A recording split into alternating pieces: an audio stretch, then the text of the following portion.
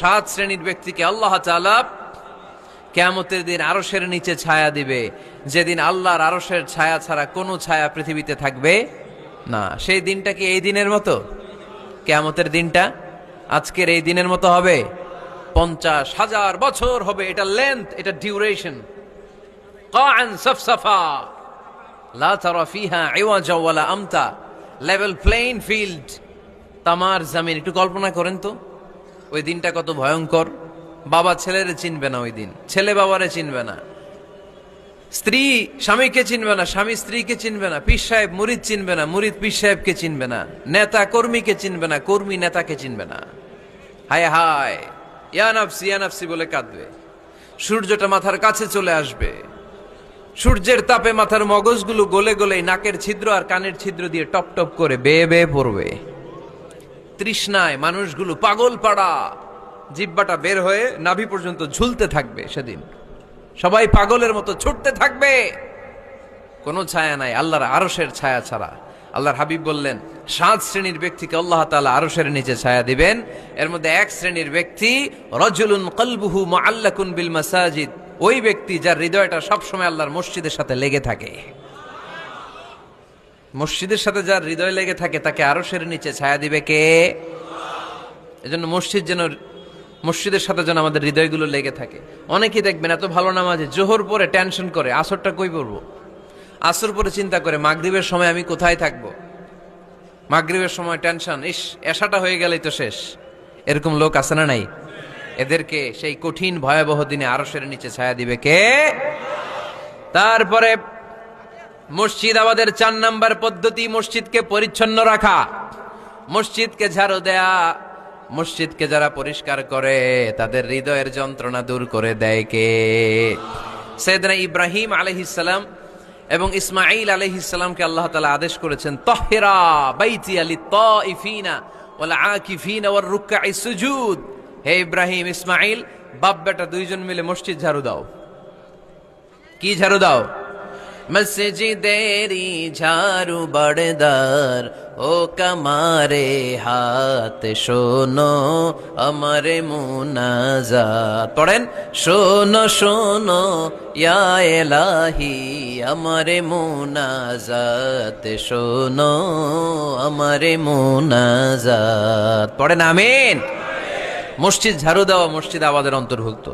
আপনারা কেউ কোনোদিন মসজিদ ঝাড়ু দিয়েছেন নাকি? কে কে দিয়েছেন দেখি? মাশাআল্লাহ, আমিও দিছি মসজিদ ঝাড়ু, অনেক দিছি। মাশাআল্লাহ, আল্লাহ তুমি কবুল করো। যাদের হৃদয়ে বড় জ্বালা, ফ্যামিলিতে সুখ নাই, শান্তি নাই, তারা হৃদয়ে প্রশান্তি আনতে চাইলে এতিমখানায় যাবেন, এতিমের মাথায় হাত বুলিয়ে দিবেন, এতিমের মুখে খাবার তুলে দিবেন। আপনার হৃদয়টারে নরম করে দিবে কে?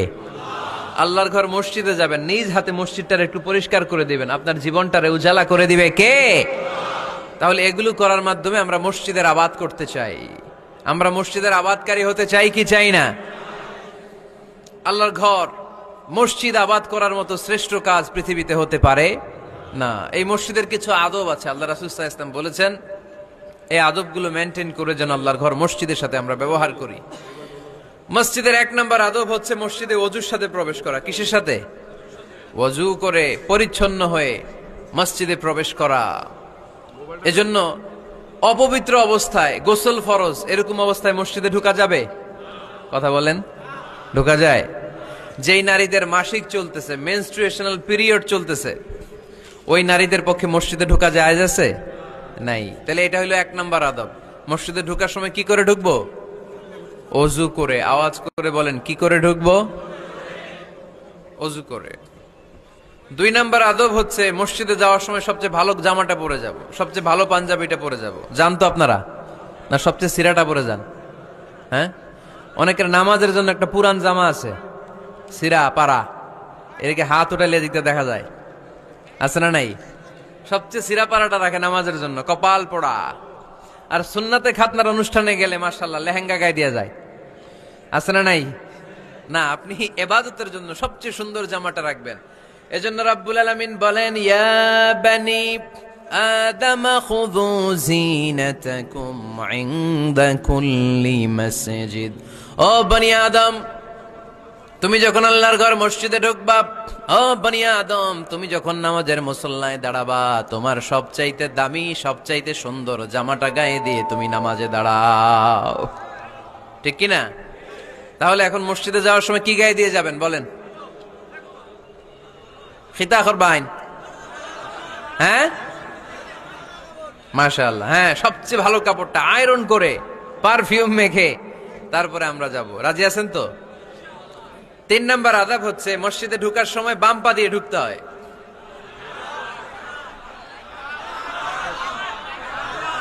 কোন পা?